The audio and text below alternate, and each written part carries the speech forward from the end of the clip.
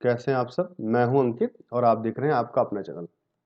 पहले मैं कुछ बोलने से पहले आप सभी लोगों से मैं क्षमा मांगता हूं क्योंकि 2 दिन में वीडियो नहीं बना पाया।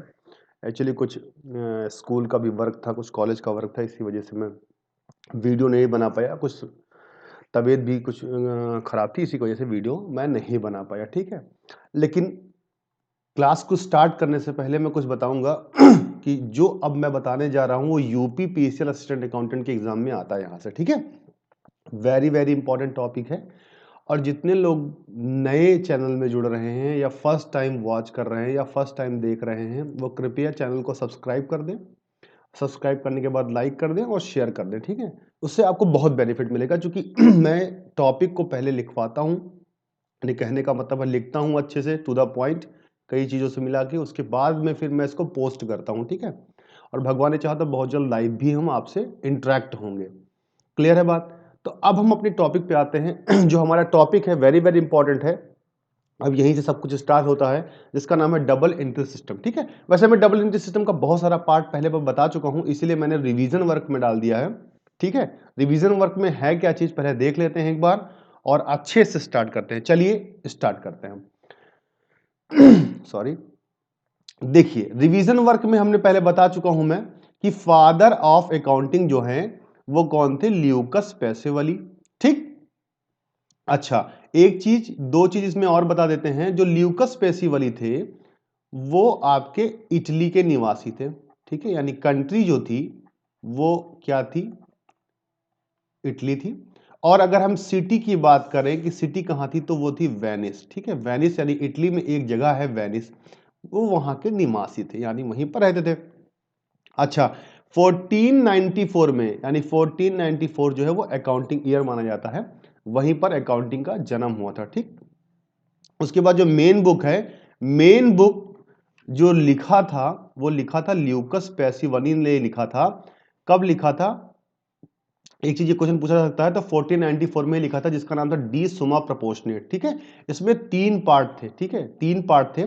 पहला पार्ट रेशियो एनालिसिस था इसी बुक में, ठीक है, मैं बता चुका हूं। जितने लोग वीडियो नहीं देखे उसको देख लेंगे तो और क्लियर हो जाएगा।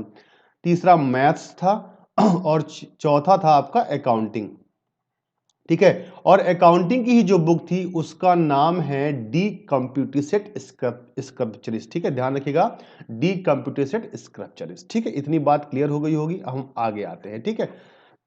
अब हम आते हैं जो डी सुमा प्रोपोर्शनेट बुक थी, ठीक है, ध्यान रखिएगा, ये जो डी सुमा प्रोपोर्शनेट बुक थी ये किस लैंग्वेज में थी? ये लैटिन लैंग्वेज में थी, ठीक है। लैटिन लैंग्वेज में थी ये बुक, और लैटिन लैंग्वेज में होने के कारण भाई सब लोग तो पढ़ नहीं सकते थे आसानी से, तो इस डी सुमा प्रोपोर्शनेट बुक को इंग्लिश में ट्रांसलेट किया था ह्यूज ओल्ड कैसल ने, ठीक है, ह्यूज ओल्ड कैसल ने किया था। मैं फिर बार बार बोल रहा हूं कि मैंने हिंदी में भी पहले बताया है, लेक्चर में आप जाके देखिएगा, आपको क्लियर हो जाएगा, ठीक है। ह्यूज ओल्ड कैसल ने किया था इन 1544 में किया था, ठीक है।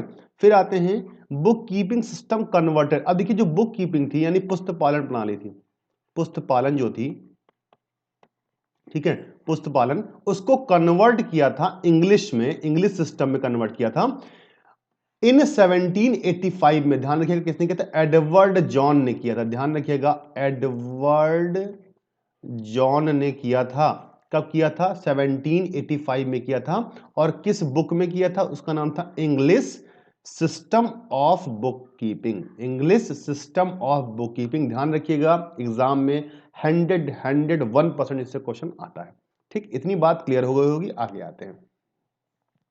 फिर देखिए दोहरा लेखा प्रणाली का मतलब क्या होता है, कि होती क्या चीज है? कुछ होती नहीं, सभी को पता है।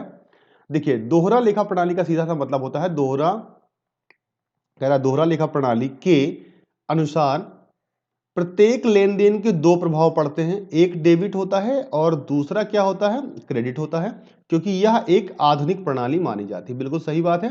देखिए मैंने एग्जांपल देकर समझाया है कि गुड्स सोल्ड टू राम, तो भाई राम को हमने सोल्ड किया, तो पहली बात तो ध्यान रखिएगा ये क्रेडिट सेल है, ठीक है। क्योंकि किसी भी ट्रांजैक्शन में अगर नेम आ जाता है, नेम आ जाता है, ठीक है, तो वो क्रेडिट ट्रांजेक्शन हो जाता है। और ये भी मैं बताऊंगा कि कब क्रेडिट ट्रांजेक्शन कैश ट्रांजेक्शन में बनता है, जब जनरल बताऊंगा तब, ठीक है, वो आगे की बात है। चलिए अब समझते हैं। तो सेल पर इफेक्ट पड़ रहा है, पहली चीज तो सेल पे पड़ेगा और दूसरा किस पे पड़ रहा है, राम पे। तो दो इफेक्ट पड़ा, first effect and second effect.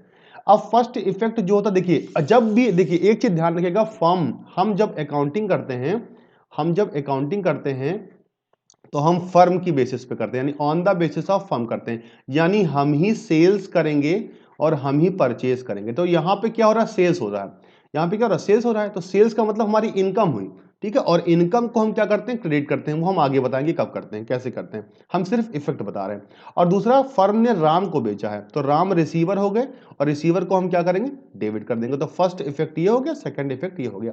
नहीं, डबल अकाउंटिंग सिस्टम की सबसे बड़ी खासियत यही होती है कि एक ट्रांजेक्शन का दो इफेक्ट पड़ता है। अगर एक गलत हो गया तो दूसरे से पता चल जाता है, दूसरा गलत हो गया तो पहले से पता चल जाएगा।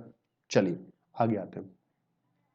उसके बाद ये दो डेफिनेशन कई बार एग्जाम में आ चुकी है, इसलिए मैंने लिखवा दिया है। देखिए बहुत पूरा नहीं पढ़ते, इसको ट्रिक से पढ़ते हैं। एक ट्रिक क्या होगी, देखिए ट्रिक ये है कि जब भी डेफिनेशन अकाउंटिंग की हम पढ़ेंगे, ठीक है, आपको एग्जाम में अकाउंटिंग से रिलेटेड डेफिनेशन दिखाई पड़ती है, ठीक है, जैसे दोहरा लेखा प्रणाली, क्या लिखा है, दोहरा लेखा प्रणाली। अब आपको याद रखना है किसने किया है, विलियम पिकल्स ने। अब याद रखना है, यही चीज ध्यान रखना है कि इसको याद रखना पड़ेगा। अच्छा एक बात तो ये क्लियर हो गया कीवर्ड, और यहां पे नीचे कह रहा पाने वाले को डेबिट और देने वाले को क्या करते हैं, क्रेडिट करते हैं, ठीक है, ये मैं अभी आगे बताऊंगा गोल्डन रूल्स ऑफ जर्नलाइजिंग में।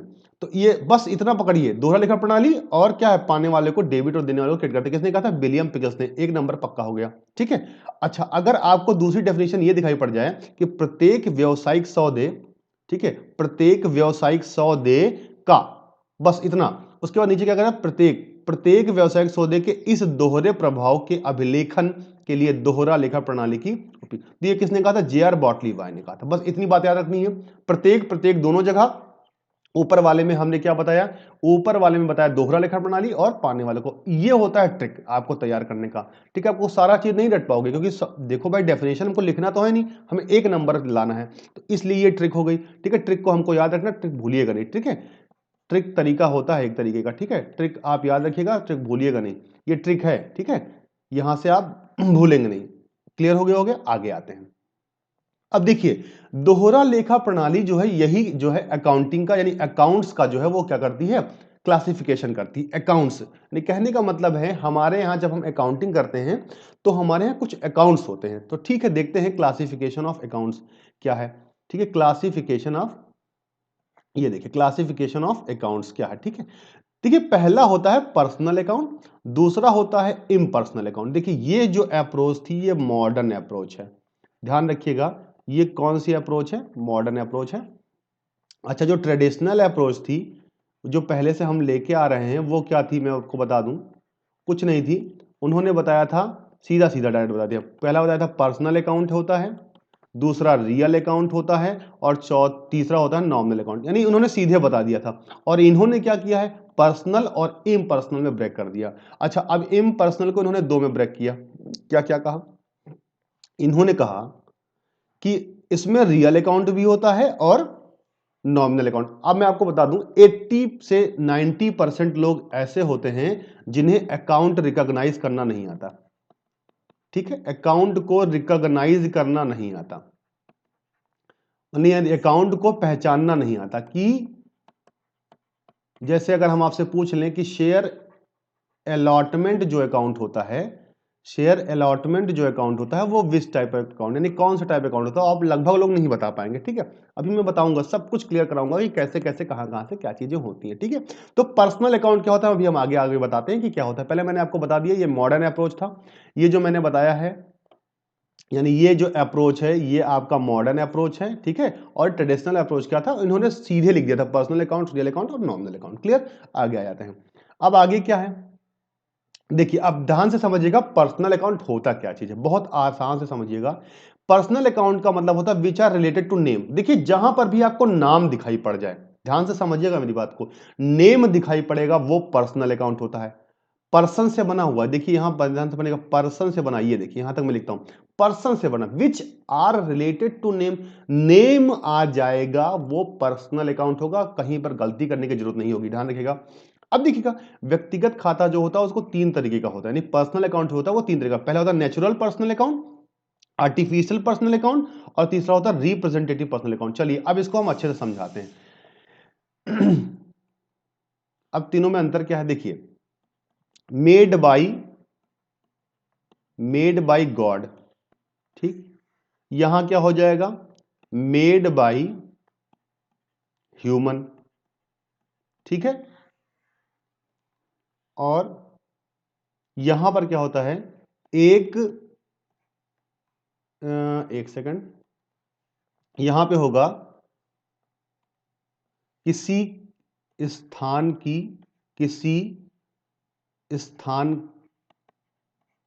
की जगह को लेना, ठीक है, ठीक है। अब देखिएगा कैसे, किसी स्थान की जगह रिप्रेजेंट करेगा, यानी कहने का मतलब है यहां पे क्या करेगा, ये रिप्रेजेंट करेगा। रिप्रेजेंट कैसे करेगा ये मैं बताता हूं, पहले बता, देखिए मेड बाय गॉड का, देखिए राम को किसने बनाया, भगवान ने बनाया, सीता को किसने बनाया, भगवान ने, गीता को हमें किसने बनाया, यानी कि वी, जितने लोग आएंगे सब हम हैं, ठीक है, यानी सब क्या होगा, मैंने कहा था नाम जो होगा वो पर्सनल अकाउंट होगा।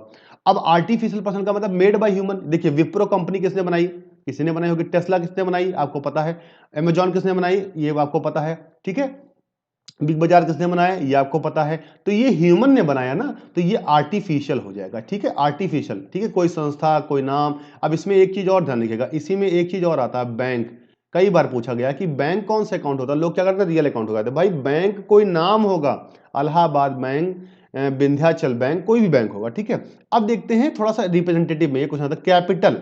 अब देखिए कैपिटल क्या करता है, देखिए कोई बंदा है तो कैपिटल क्या करता है कि उस बंदे का नाम नहीं लिखता है, ठीक है, कि मिस्टर एक्स कैपिटल, वो सिर्फ लिखता है कैपिटल, यानी कहने का मतलब है किसी को रिप्रेजेंट करता है। जैसे आउटस्टैंडिंग सैलरी, तो हमको ये बताइए सैलरी जो होगी वो एक लोग की तो होगी नहीं, कई लोग की होती है, ठीक है, तो कई लोग की होने की वजह से हम क्या, देखिए मान लीजिए कई लोग की सैलरी हमने नहीं दिया, आउटस्टैंडिंग का मतलब होता है बकाया, तो हमने नहीं दिया, तो हम क्या करते हैं उनका नाम नहीं लिख पाएंगे, हम एक आउटस्टैंडिंग सैलरी का अकाउंट ओपन कर देते हैं और उसी में सबकी सैलरी को दिखा देते हैं, ठीक है। इसी तरीके से प्रीपेड होता है, प्रीपेड का मतलब क्या होता है, हमने पैसा ज्यादा दे दिया, तो हमने हो सकता है कई जगह पैसा ज्यादा दिया होगा ना, तो हम वहां पर नाम नहीं लिखते, जैसे मान लीजिए मिस्टर एक्स को हमने ज्यादा दे दिया, ठीक है, या मिस्टर यानी विप्रो लिमिटेड को मैंने ज्यादा दे दिया, तो वहां पे हम नाम नहीं लिखते हैं, हम क्या लिखते हैं एक अकाउंट ओपन कर देते हैं, ठीक है। इसी तरीके से कैपिटल अकाउंट होता है। और एक चीज मैं आपको बता दूं, अभी मैंने बताया था शेयर अलॉटमेंट अकाउंट, ये भी हमारा कौन सा अकाउंट होता है, रिप्रेजेंटेटिव पर्सनल अकाउंट होता है,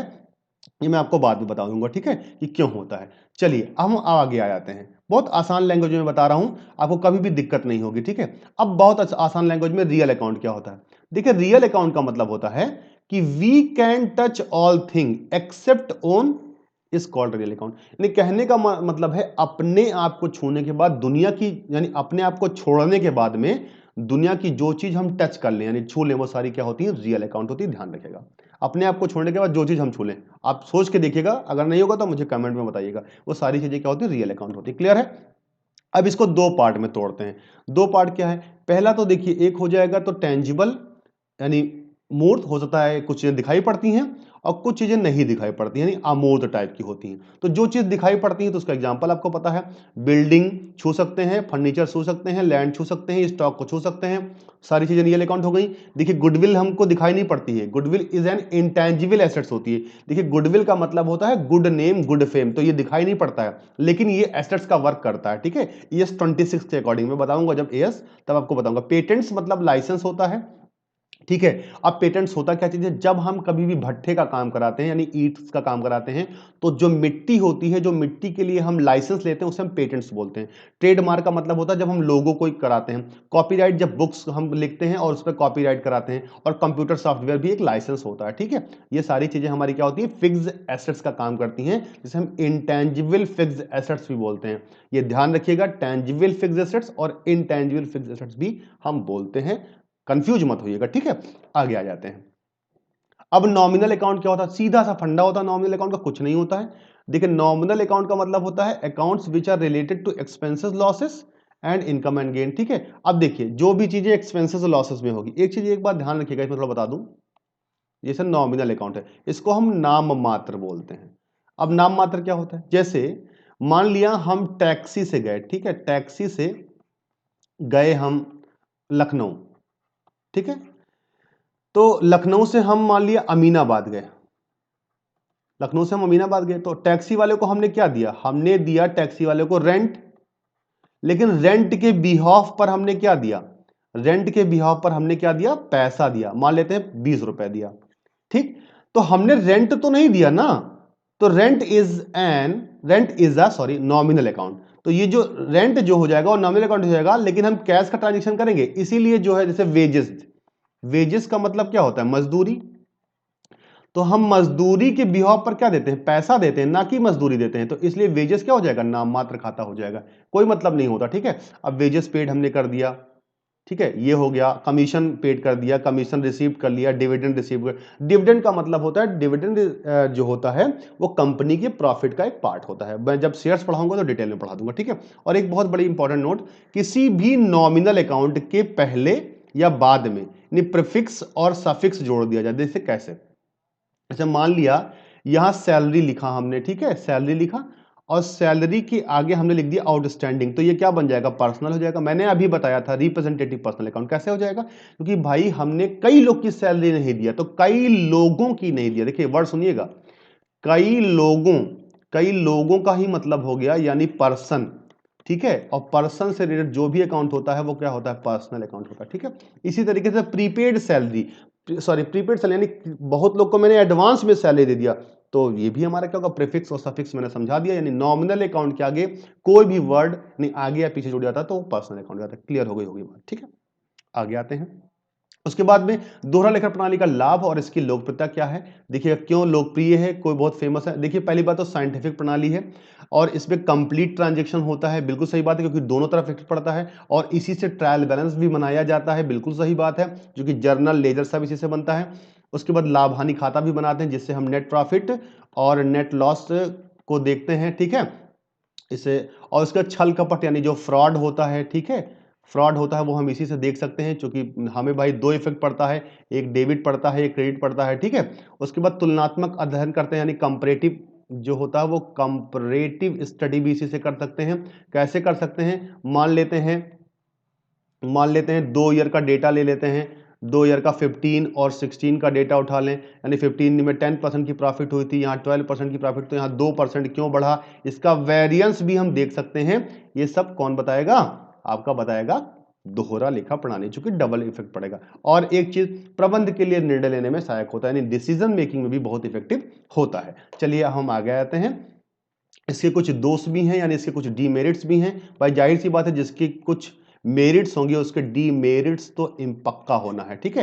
अब देखिए थोड़ा सा खर्चीली प्रणाली, जो कि भाई देखिएगा मॉडर्न चीजें हमेशा खर्चीली होती हैं, ये आप दिमाग में बैठा लीजिए, ठीक है। अच्छा एक चीज है, दूसरी चीज डेबिट और क्रेडिट नियम सभी को नहीं पता होता, ये आपको पता होगा, जो अकाउंटेंट होगा उसी को पता होगा, और जिसको पता भी होता है उसको अच्छे से नहीं पता होता है, तो इसलिए सभी लोग इसकी अकाउंटिंग नहीं कर सकते हैं, ठीक है। अब देखिए इस प्रणाली के अंतर्गत सिर्फ अंक गणित यानी मैथमेटिकल एरर्स या अर्थमेटिकल एरर्स को ही हम कर सकते हैं, जाहिर सी बात है। देखिए भूल की अशुद्धियां मतलब होता है error of omission, error of omission यानी कहने का मतलब है हम जर्नल कर रहे थे और कोई ट्रांजैक्शन ही लिखना भूल गए, तो वो क्या हो गया? Error of omission. अब हमको पता ही नहीं चल पाएगा, ये दोहरा लेखा प्रणाली के जो है वो दोष है। हिसाब की अशुद्धियां, अब हिसाब का मतलब एरर ऑफ कमीशन, अब इसका मतलब क्या होता है? देखिए जैसे मान लेते हैं देखिए हो सकता है हम, एक सेकंड, मान लेते हैं हम कोई रॉन्ग अमाउंट लिख दिया, हमने क्या किया? कोई रॉन्ग अमाउंट लिख दिया। अब हमने जो है जर्नल में कोई रॉन्ग अमाउंट लिख दिया, क्या लिख दिया? रॉन्ग अमाउंट को लिख दिया। अब हमको बताइए, तो जर्नल में हमने लिख दिया, तो जर्नल से ही तो सब होगा, जर्नल होगा, फिर लेजर होगा, फिर ट्रायल बैलेंस होगा, यानी वही लिखते चले आएंगे, तो कोई पता ही नहीं चल पाएगा। सैद्धांतिक अशुद्धियां बड़ा इंपॉर्टेंट है। देखिए एरर ऑफ प्रिंसिपल बोलते हैं इसको, हम क्या बोलते हैं? एरर ऑफ प्रिंसिपल बोलते हैं। जैसे देखिए अगर हमने मशीनरी परचेज किया, ठीक है, एक सेकंड रुक जाइएगा, मशीनरी अगर हमने परचेज किया, हमने मशीनरी परचेज किया ₹1,00,000 का, और हमने इसको लिख दिया रिपेयर अकाउंट में, तो ये गलत नहीं हो गया, ये पूरी तरीके से गलत है, क्योंकि मशीनरी जो होती है वो हमारी क्या होती है, कैपिटल नेचर की होती है। मैं पढ़ा चुका हूं कैपिटल नेचर का होता है, नहीं पढ़ाया तो बता दूंगा।